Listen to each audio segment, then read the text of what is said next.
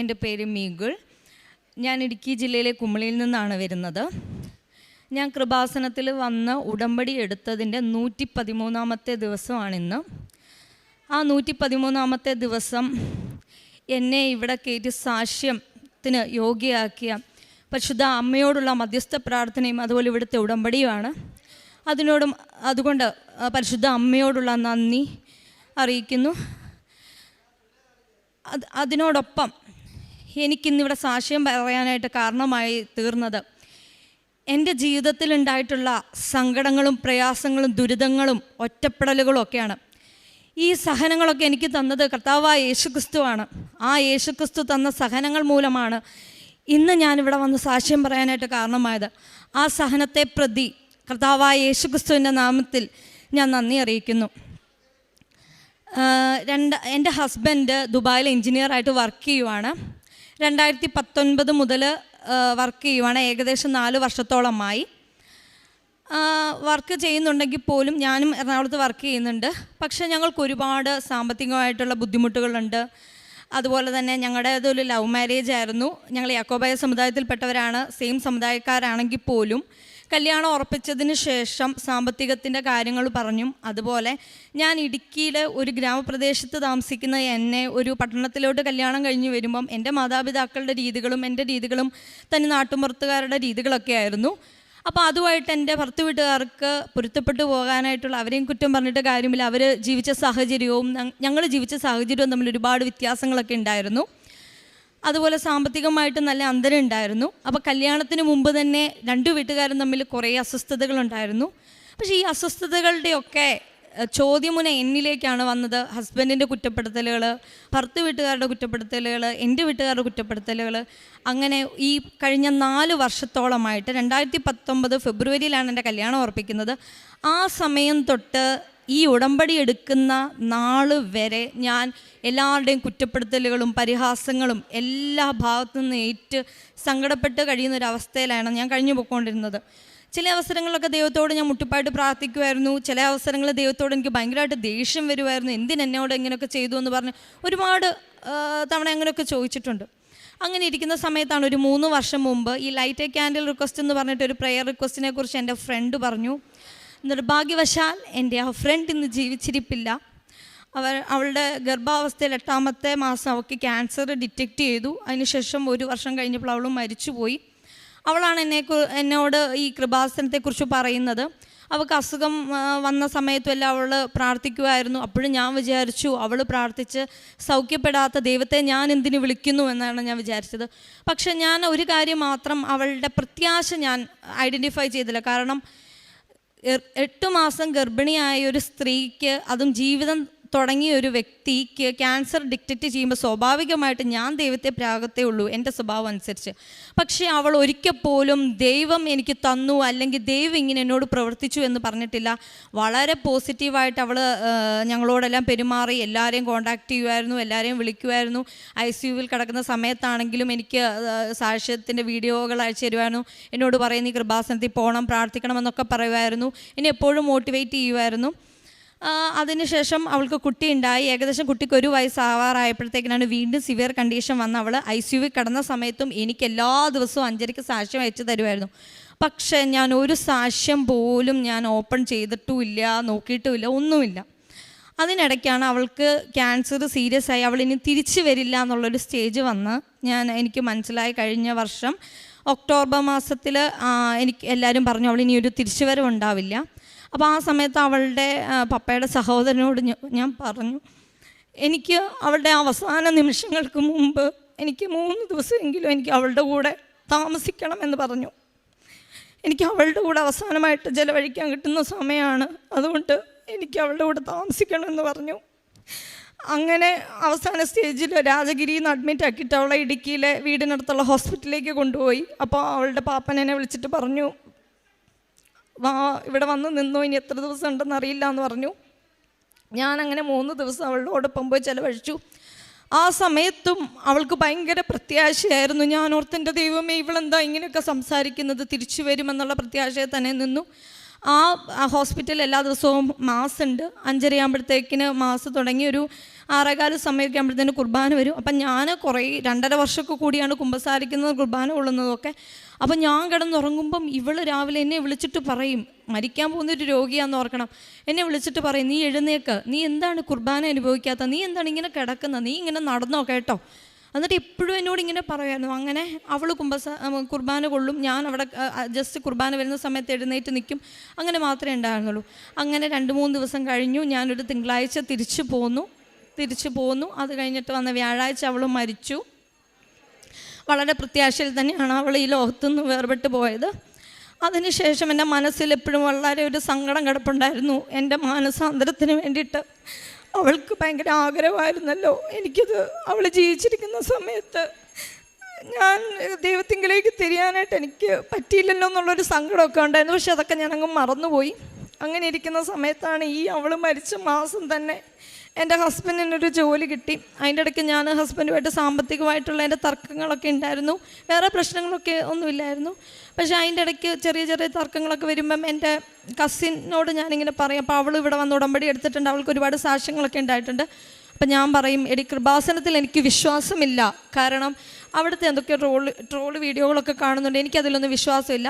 പക്ഷേ മാതാവിൽ എനിക്ക് വിശ്വാസമാണ്. അപ്പം അവൾ എന്നോട് പറഞ്ഞു, അങ്ങനെയാണ് നീ ഇവിടെ ഇരുന്ന് പ്രാർത്ഥിക്കാൻ പറഞ്ഞു.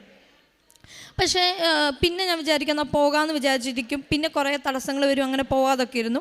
അങ്ങനെ ആ സമയത്ത് ഹസ്ബൻഡിന് ഒക്ടോബർ മാസത്തിൽ ജോലി ശരിയായി. അപ്പോൾ പഴയ കമ്പനി 2 മാസം നോട്ടീസ് പീരീഡ് സെർവ് ചെയ്യണമായിരുന്നു.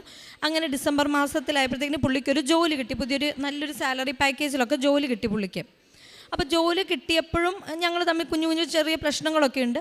അപ്പോഴും ഞാൻ ഇവളോട് വിളിച്ചിട്ട് പറയും, എടി ഇങ്ങനെ പ്രശ്നമാണ്. എൻ്റെ കസിൻ്റെ അടുത്ത് വിളിച്ചിട്ട് പറയും പ്രശ്നങ്ങളാണെന്ന് പറയുമ്പോൾ ഇവളെന്നോട് പറയും, നീ കൃപാസനത്തിൽ പോ.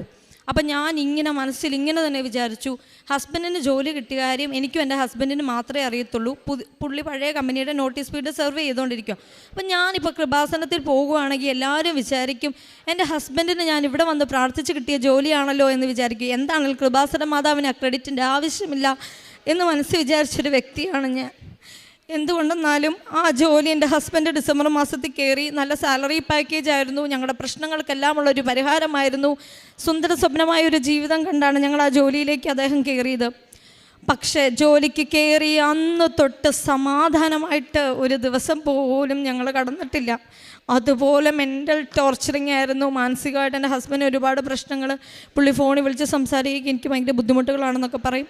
അപ്പോൾ എനിക്ക് ഇവിടുന്ന് ഭയങ്കര സങ്കടമാവും. ഞാനിങ്ങനെ പ്രാർത്ഥിക്കുവരുന്ന എല്ലാ മാസവും പ്രശ്നം അങ്ങനെ മുന്നോട്ട് പോയി. അതിൻ്റെ ഇടയ്ക്ക് പുതിയ ജോലി കിട്ടിയത് കൊണ്ട് ഏപ്രിൽ മാസത്തിൽ ഞാൻ ദുബായ്ക്ക് പോകാനായിട്ടുള്ള പ്ലാനിലൊക്കെ ഇരുന്നു. അങ്ങനെ ഇരിക്കുമ്പോഴാണ് ഫെബ്രുവരി മാസത്തിൽ ഇടുത്തി പോലെ അദ്ദേഹത്തിൻ്റെ പുതിയ കമ്പനിയിലെ ഓണർ പറഞ്ഞു, അദ്ദേഹത്തിനെ ഇനിയും ഈ കമ്പനിയിൽ വേണ്ട, അദ്ദേഹത്തിനുള്ള ജോലികളൊന്നും ഇവിടെ ഇല്ല, അതുകൊണ്ട് താങ്കൾ മാർച്ച് മാസം കൂടെ ജോലി ചെയ്തിട്ട് ഇവിടെ നിന്ന് പൊയ്ക്കോളാൻ പറഞ്ഞു. അത് ഭയങ്കര ഒരു ഷോക്കായിരുന്നു. കാരണം ഞങ്ങൾക്ക് ഒരുപാട് ലോണുകളും ബുദ്ധിമുട്ടുകളും ഉണ്ട്. പെട്ടെന്ന് ഒരാളുടെ ജോലി പോകുക എന്ന് പറഞ്ഞു കഴിഞ്ഞാൽ ഭയങ്കര ബുദ്ധിമുട്ടാണ്. നമുക്കങ്ങനെ ഫാമിലിയിൽ നിന്ന് വലിയ സപ്പോർട്ടുകളൊന്നും തന്നെ ഇല്ല. ആകെ കൂടി ഉള്ളത് എൻ്റെ ജോലിയും എൻ്റെ ചെറിയൊരു സാലറിയും മാത്രമാണ്. അല്ലെങ്കിൽ തന്നെ കുറേ കടങ്ങളൊക്കെ ഉണ്ട്. എന്നാലും ഞാൻ എൻ്റെ പ്രത്യാശ കൈവിടാതെ പറഞ്ഞു, ജോലി പോയാൽ പോട്ടെ, നിങ്ങൾ നാട്ടിലോട്ട് വാ. അപ്പം ഞങ്ങളുടെ കല്യാണം കഴിഞ്ഞിട്ട് ഏകദേശം 3 വർഷവുമായി കുട്ടികളൊന്നുമില്ല. അപ്പം ഞാൻ പറഞ്ഞു, ഏതായാലും നമുക്ക് കുട്ടികളൊന്നും ഇല്ലല്ലോ, നിങ്ങൾ ഏതായാലും നാട്ടിലോട്ട് പോരെ, നമുക്ക് കുട്ടികളുടെ കാര്യത്തിൽ എന്തെങ്കിലും തീരുമാനമായിട്ട് നിങ്ങൾ തിരിച്ചു പോയാൽ മതി എന്ന് പറഞ്ഞു.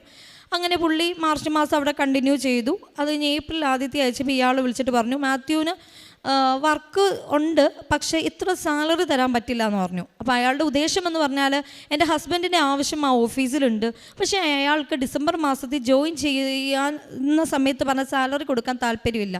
പക്ഷേ എൻ്റെ ഹസ്ബൻഡിനെ അവിടെ ജോലിക്ക് വേണം താനും.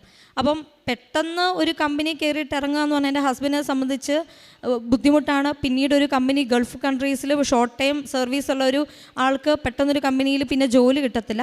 അതുകൊണ്ട് എൻ്റെ ഹസ്ബൻഡ് പറഞ്ഞു, സാലറി കുറവാണെങ്കിലും സാരമില്ല, ഞാനിവിടെ കണ്ടിന്യൂ ചെയ്തോളാം എന്ന് പറഞ്ഞു. അങ്ങനെ പുള്ളി 3-4 ദിവസം കൂടെ വർക്ക് ചെയ്ത് കഴിഞ്ഞപ്പോഴത്തേക്കിന് ഏകദേശം അവിടെ വർക്ക് കുറഞ്ഞ സമയമായിരുന്നു അത്. അപ്പോൾ പുള്ളി ചോദിച്ചു, ഞാൻ 10 ദിവസത്തേക്ക് നാട്ടിലോട്ട് പോയിക്കോട്ടേന്ന് ചോദിച്ചു. അങ്ങനെ പുള്ളി നാട്ടിൽ വന്നു.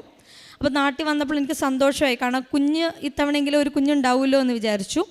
പുള്ളി ഈ ദുഃഖവെള്ളിയാഴ്ചയാണ് വന്നത്. ദുഃഖവെള്ളിയാഴ്ച വന്നു. അങ്ങനെ 1 മാസം നിന്നു. അപ്പോൾ ജോലി പോയാൽ എന്താ, അല്ലെങ്കിൽ ജോലി അവിടെ ഉണ്ട്, പോയതും പോകുന്നൊരവസ്ഥയായിരുന്നു. എന്നാലും തിരിച്ചു ചെല്ലുമ്പോൾ കിട്ടുമായിരിക്കും എന്നുള്ളൊരു ചെറിയ പ്രതീക്ഷ ഞങ്ങൾക്കുണ്ടായിരുന്നു. എന്നാലും കുട്ടിയായിരുന്നു ഞങ്ങളുടെ മെയിൻ ഒരിത്. അങ്ങനെ ഏപ്രിൽ മാസത്തിൽ വന്നു. പക്ഷേ അപ്രതീക്ഷിതമായിട്ട് മെയ് മാസത്തിൽ ഞാൻ ചെക്ക് ചെയ്തപ്പോൾ ഞാൻ പ്രഗ്നൻ്റ് അല്ല. അതെൻ്റെ എന്നെ സംബന്ധിച്ച് ഭയങ്കര ഷോക്കായിപ്പോയി. ഞാനിരുന്ന് ആലോചിച്ചപ്പം 4 കൊല്ലമായിട്ട് ഹസ്ബൻഡിൻ്റെ കൂടെ എനിക്ക് അധികം ഒന്നും നിൽക്കാൻ പറ്റിയിട്ടില്ല. കാരണം പുള്ളി ലീവിന് വരും, പെട്ടെന്ന് പോകും. ഒരു തവണ വരുമ്പോൾ വീട് പണിയായിരുന്നു, അങ്ങനെ കുറേ ബുദ്ധിമുട്ടുകൾ. പിന്നെ ഞങ്ങൾക്ക് 2 പേർക്കും പറയത്തക്ക നല്ല ജോലിയില്ല, സാമ്പത്തികമായിട്ട് ബുദ്ധിമുട്ട്. വീട്ടിലാണെങ്കിൽ കല്യാണം നടന്നതിൻ്റെ പ്രശ്നങ്ങളൊക്കെ ഉള്ളതുകൊണ്ട് 2 വീട്ടുകാരും തമ്മിൽ.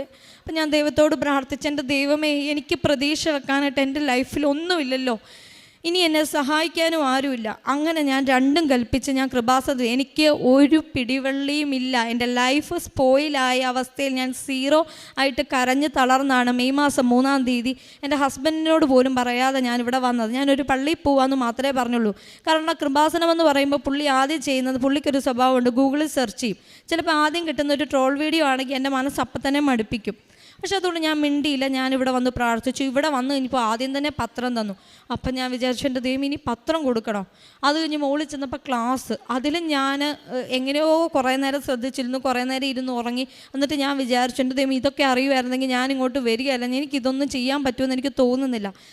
അങ്ങനെ ഞാൻ ഒരു തരത്തിൽ ഉടമ്പടി കംപ്ലീറ്റ് ചെയ്തു പോയ വഴിക്കും ഞാൻ വിചാരിച്ചു, ദൈവമേ, ഞാൻ എങ്ങനെ വീട്ടിൽ പോയി പ്രാർത്ഥിക്കും? അദ്ദേഹത്തിൻ്റെ വീട്ടിൽ കുടുംബ പ്രാർത്ഥന ഇല്ല, അദ്ദേഹത്തെ സൺഡേ സ്കൂൾ പഠിപ്പിച്ചിട്ടില്ല, കുർബാനകൾ പങ്കെടുപ്പിച്ചിട്ടില്ല, സ്വർഗ്ഗസ്നായ ഞങ്ങളുടെ പിതാവേ പോലുമില്ല.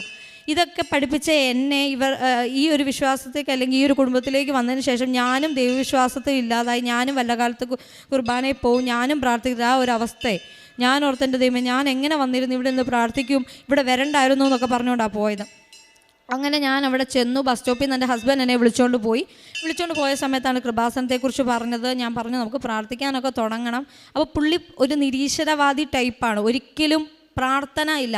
ഞാൻ ക്രിസ്തുവിനെക്കുറിച്ച് ഒരു തവണ ഇന്നാൾ പറഞ്ഞു, ക്രിസ്തു ഒരു മരപ്പണിക്കാരനല്ലേ, അത് നമ്മളെപ്പോലെ സാധാരണക്കാരനായി ജീവിച്ച ഒരു വ്യക്തിയല്ലേ, ഇതിൽ ഒരു പ്രപഞ്ച ശക്തി മാത്രമേ ഉള്ളൂ, അല്ലാതെ ദൈവം എന്ന് പറയുന്ന ഒരു ഇതില്ല എന്ന് പറഞ്ഞ വ്യക്തിയാണ് എൻ്റെ ഭർത്താവ്.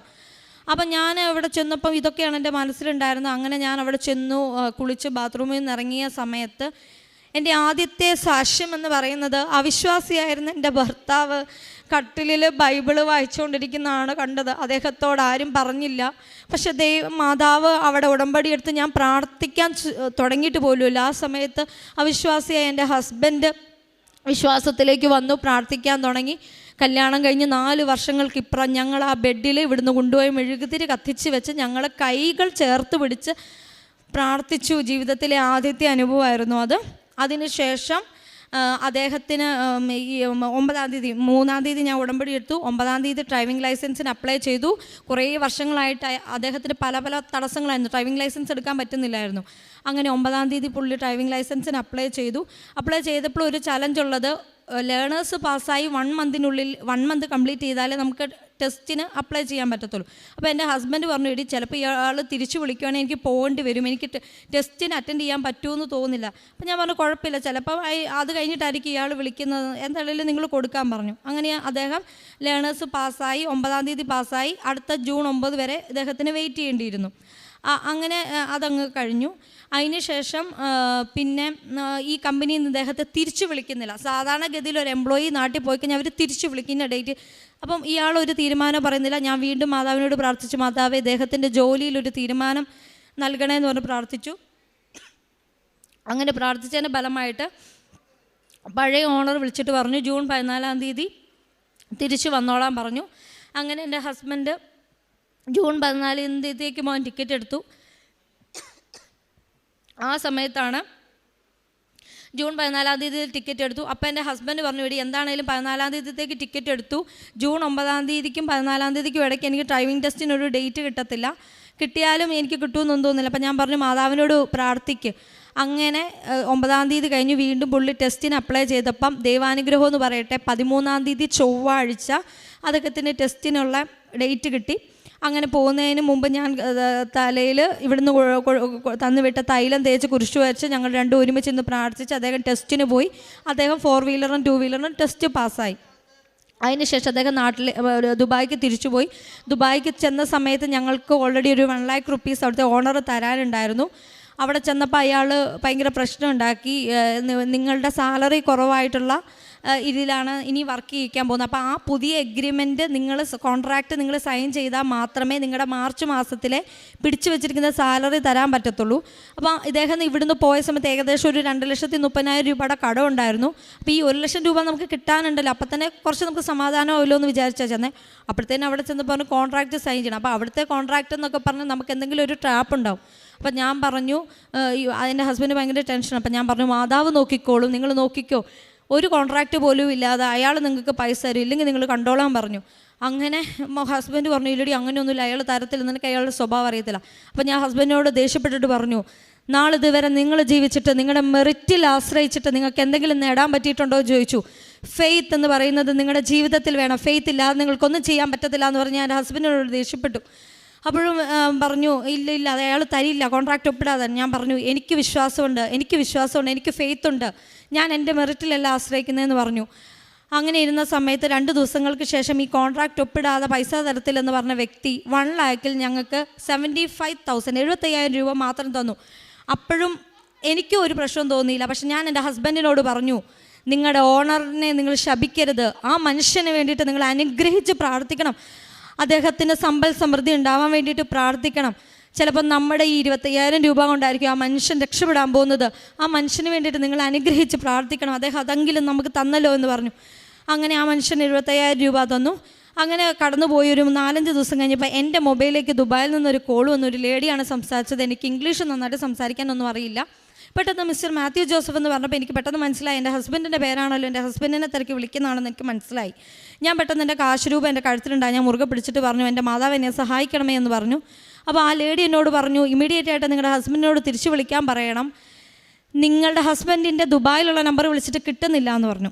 ഞാൻ പെട്ടെന്ന് വേറെ കൂടുതലൊന്നും ചോദിച്ചില്ല, ഉള്ള ഇംഗ്ലീഷിലൊക്കെ പറഞ്ഞിട്ട് ഞാൻ ഹസ്ബൻഡിനെ വിളിച്ചിട്ട് പറഞ്ഞു, പെട്ടെന്ന് നിങ്ങൾ വിളിക്കണം, ഒരു ലേഡി വിളിച്ചിട്ടുണ്ട്, മിസ്സസ് മോണിക്ക എന്നാണ് അവരുടെ പേരെന്ന് പറഞ്ഞു. അങ്ങനെ എൻ്റെ ഹസ്ബൻഡ് പെട്ടെന്ന്, അപ്പോൾ ആൾക്ക് ഇവിടുന്ന് പോയപ്പോൾ ഫോൺ റീചാർജ് ചെയ്യാനുള്ള പൈസ പോലും ഇല്ലാതെയാണ് പുള്ളി പോയത്. പുള്ളി പെട്ടെന്നൊരു ഫ്രണ്ടിൻ്റെ നമ്പറിൽ നിന്ന് അവരെ വിളിച്ചപ്പോൾ പറഞ്ഞു അതൊരു ഇൻ്റർവ്യൂ കോളായിരുന്നു. നാളിതുവരെ എൻ്റെ ഹസ്ബൻഡിന് എൻ്റെ നമ്പർ എങ്ങനെ കൊടുത്തു എന്നറിയത്തില്ല. എൻ്റെ ഹസ്ബൻഡിൻ്റെ ഇൻ്റർവ്യൂ കോളിൽ ഇന്ത്യയിൽ താമസിക്കുന്ന എൻ്റെ മൊബൈലിലേക്കാണ് വന്നത്. സാധാരണഗതിയിൽ അദ്ദേഹത്തിൻ്റെ നമ്പർ കൊടുത്ത് അദ്ദേഹത്തെ വിളിച്ചിട്ട് കിട്ടിയില്ലെങ്കിൽ ഒരിക്കലും ഒരു HR മറ്റൊരു നമ്പറിലേക്കും വിളിക്കത്തില്ല. അതുപോലെ ഇന്ത്യയിലുള്ള ഒരു നമ്പറിലേക്ക് അവർ ഒരിക്കലും വിളിക്കില്ല. അവരെൻ്റെ നമ്പറിലേക്കാണ് വിളിച്ചത്. അപ്പോൾ ഞാൻ അറിഞ്ഞു ഇത് ഇൻ്റർവ്യൂ കോളാന്ന് പറഞ്ഞപ്പോൾ ഞാൻ പറഞ്ഞു, ഇത് മാതാവ് കൊണ്ടു തന്നതാണ്, നിങ്ങൾ പ്രാർത്ഥിച്ച് പ്രിപ്പയർ ചെയ്തിട്ട് പോകണമെന്ന് പറഞ്ഞു. അങ്ങനെ ഞാനും അദ്ദേഹം രാത്രിയിലിരുന്ന് പ്രാർത്ഥിച്ചു.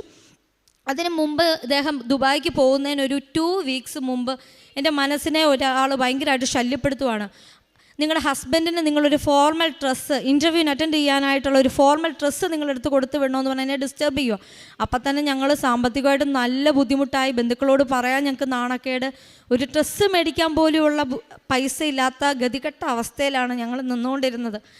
അപ്പോഴും തലേന്നും ഡ്രസ്സ് മേടിച്ചില്ല. എന്നാൽ ഡ്രസ്സില്ലാതെ ഇങ്ങനെ പോകട്ടെ എന്ന് ഞാൻ വിചാരിച്ചു.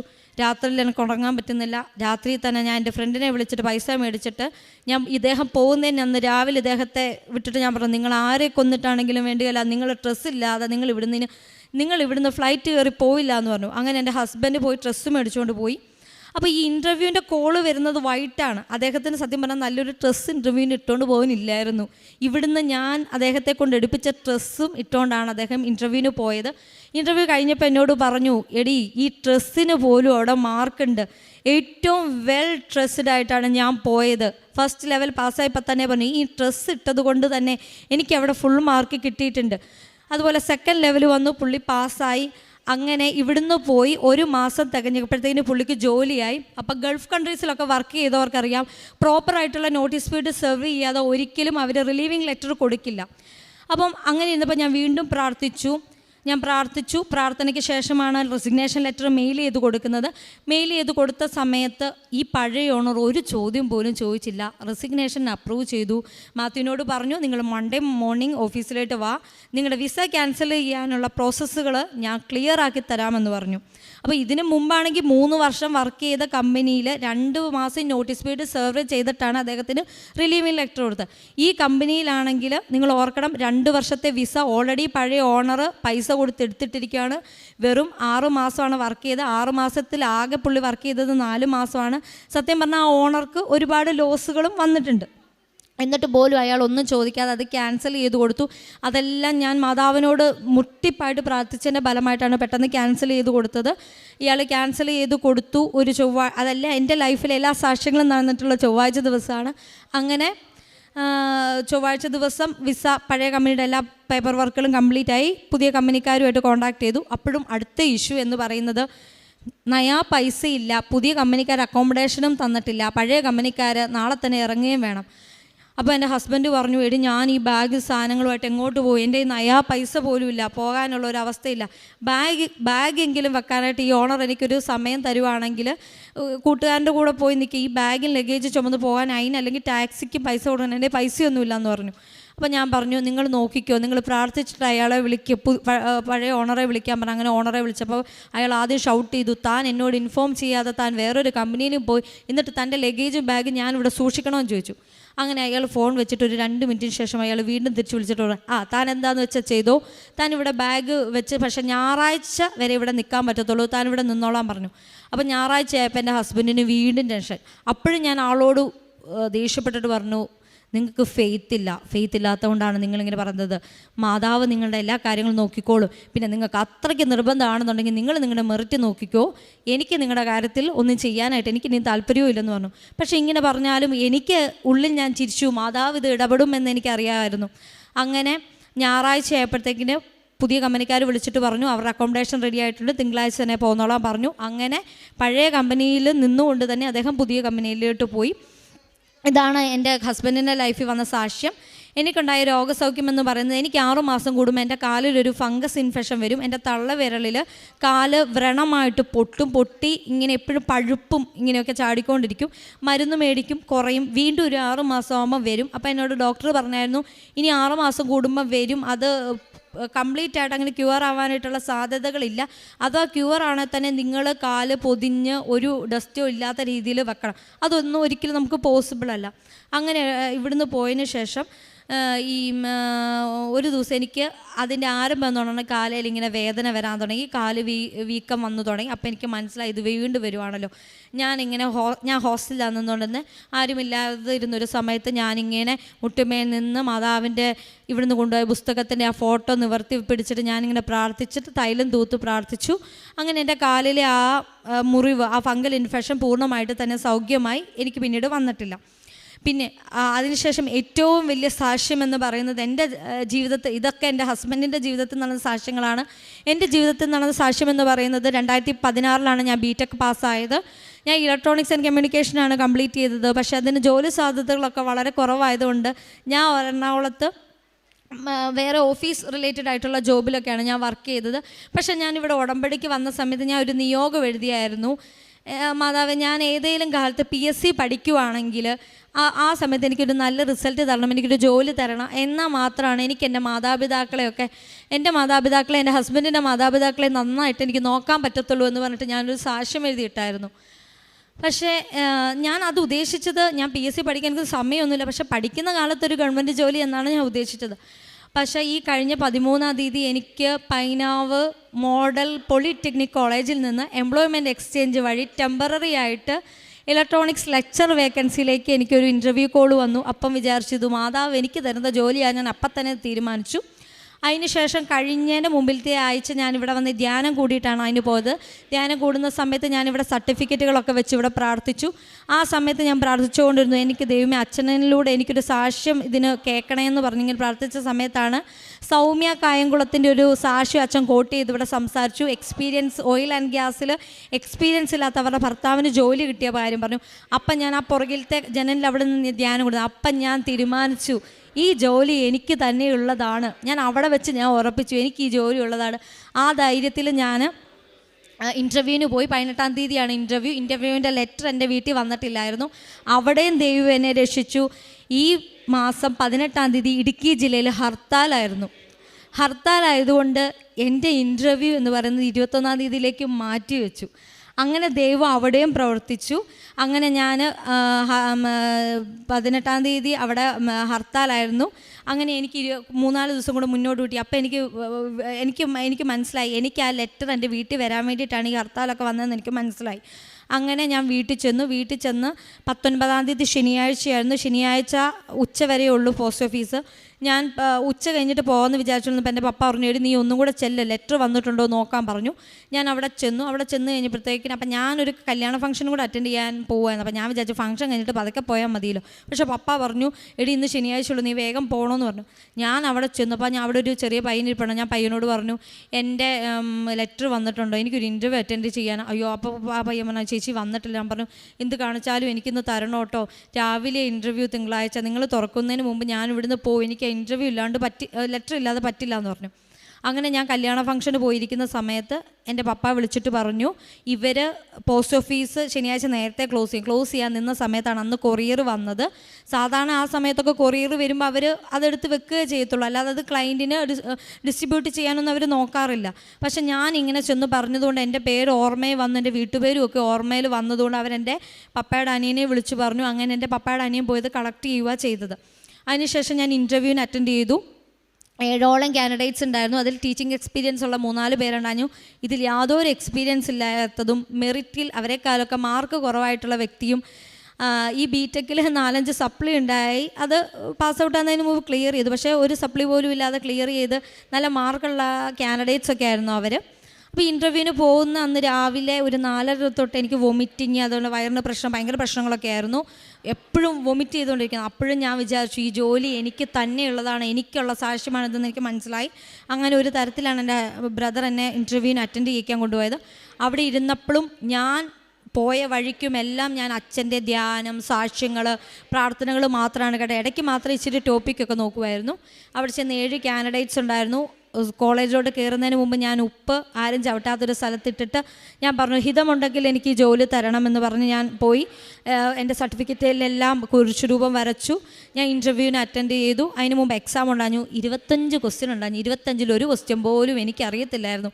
ഞാൻ എഞ്ചിനീയറിംഗ് കാലയളവിൽ പഠിച്ചിട്ടുള്ളതായ യാതൊരു ബന്ധമുള്ള ഒരു കാര്യം പോലും ഇല്ലായിരുന്നു. 1-2 ക്വസ്റ്റ്യൻ നോക്കി മറുപുറം നോക്കിയപ്പോഴും എനിക്കറിയില്ല.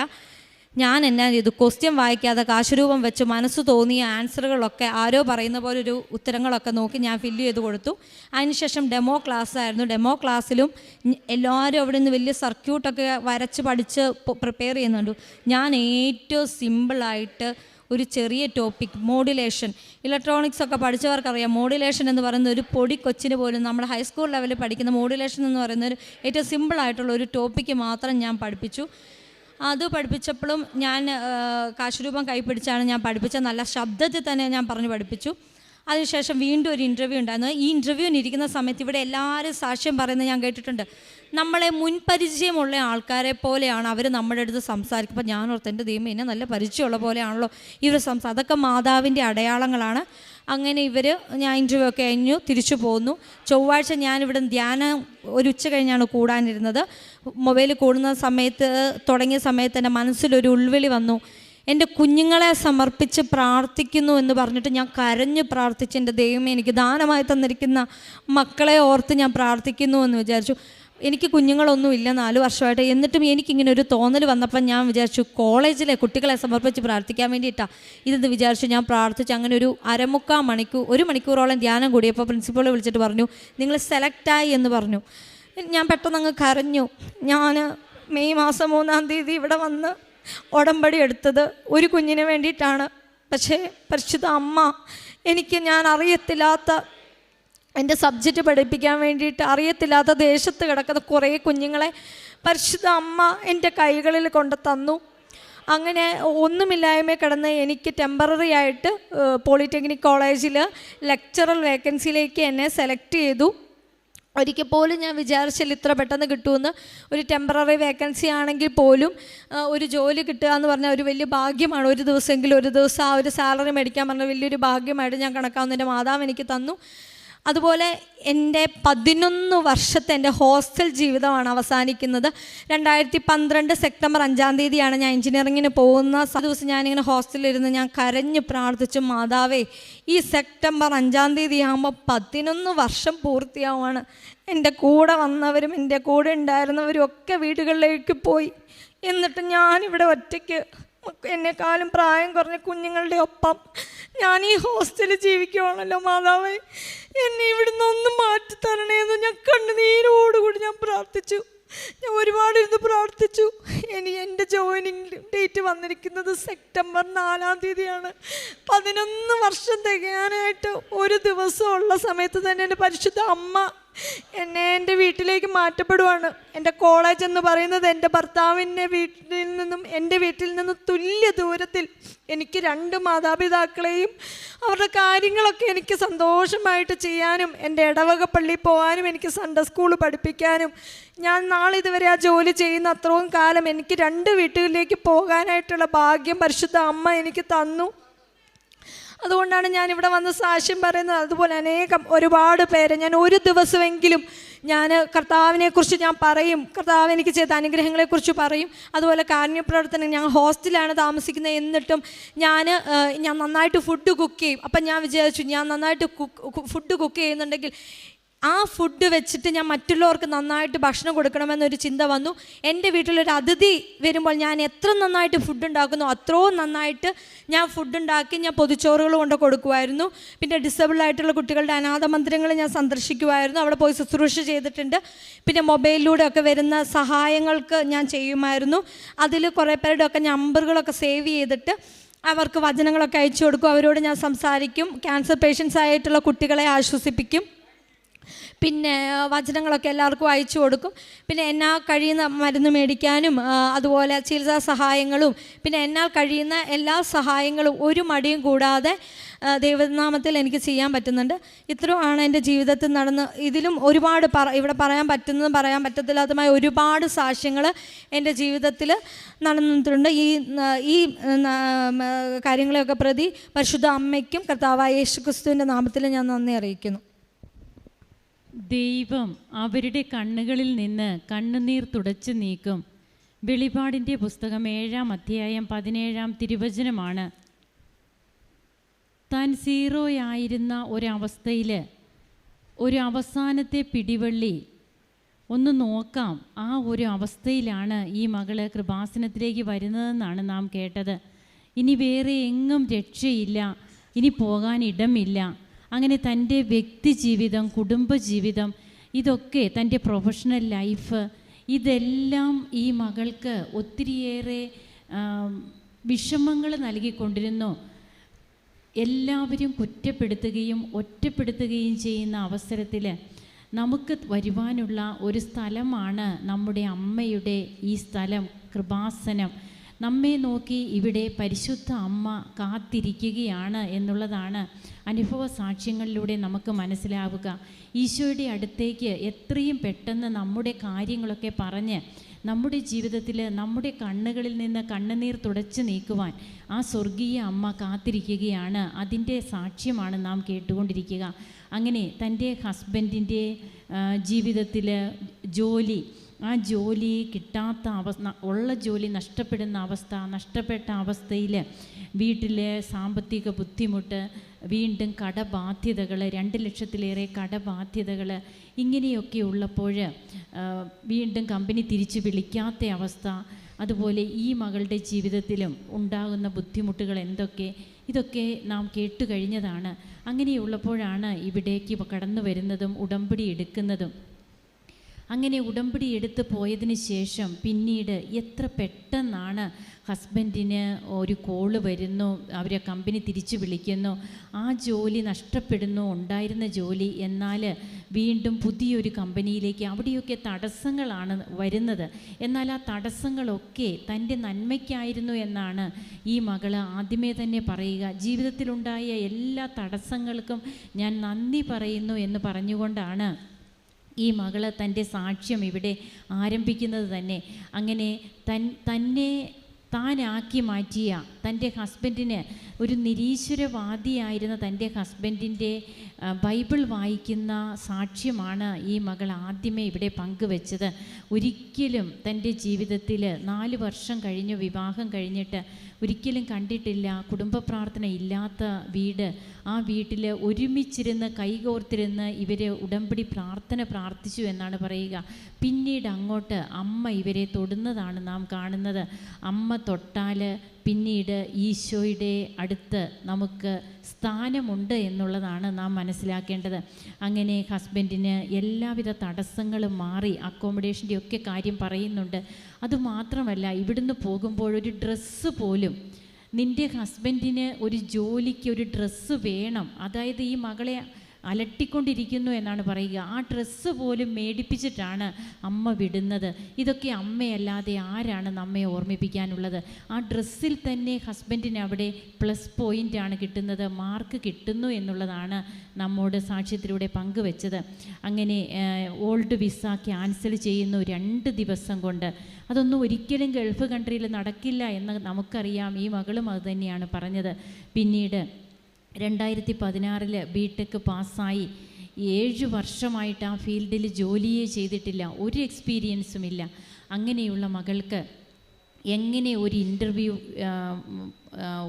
ഇൻ്റർവ്യൂ തെളിയുന്നു, ആ ഇൻ്റർവ്യൂവിലൂടെ എങ്ങനെയാണ് ഒത്തിരിയേറെ എക്സ്പീരിയൻസ് ആയിട്ടുള്ള, അതുപോലെ ക്വാളിഫൈഡ് ആയിട്ടുള്ള ഒത്തിരിയേറെ പേര് അവിടെ വന്ന് നിൽക്കുമ്പോൾ ആ 7 പേരിൽ നിന്ന് സെലക്ട് ചെയ്യുന്നത് ഈ മകളെയാണെന്നാണ് നാം കേട്ടത്.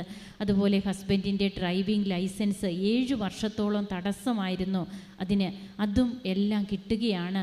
ഇന്ന് ഈ മകള് നിറമനസ്സോടെ ഇവിടെ വന്ന് നിൽക്കുകയാണ്. തനിക്ക് നഷ്ടപ്പെട്ടു പോയ തൻ്റെ വിശ്വാസ ജീവിതം, അതുപോലെ ഹസ്ബൻഡും കുടുംബത്തിലെ സമാധാനം, തനിക്ക് തൻ്റെ മാതാപിതാക്കളെ സംരക്ഷിക്കണം, അവരുടെ കാര്യത്തിൽ തനിക്ക് എന്തെങ്കിലുമൊക്കെ ചെയ്യണം, ഇതൊക്കെയാണ് ഈ യുവതിയായ ഈ മകളെ ഇവിടെ കൊണ്ടു നിർത്തി നമ്മോട് പറയുവാനായിട്ട് ഈശോ ആവശ്യപ്പെടുന്നത്.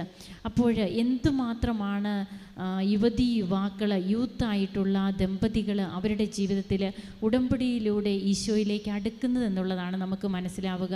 നമുക്ക് നമ്മുടെ കണ്ണുകളിൽ നിന്ന് കണ്ണുനീർ തുടച്ചു മാറ്റുന്ന നല്ല തമ്പുരാൻ്റെ ശക്തമായ പ്രവർത്തനങ്ങൾക്ക് കരങ്ങളടിച്ച് ഈശോയ്ക്കും അമ്മയ്ക്കും നന്ദി പറയാം, ദൈവത്തെ മഹത്വപ്പെടുത്താം. യേശുവേ നന്ദി, യേശുവേ സ്തുതി, യേശുവേ ആരാധന.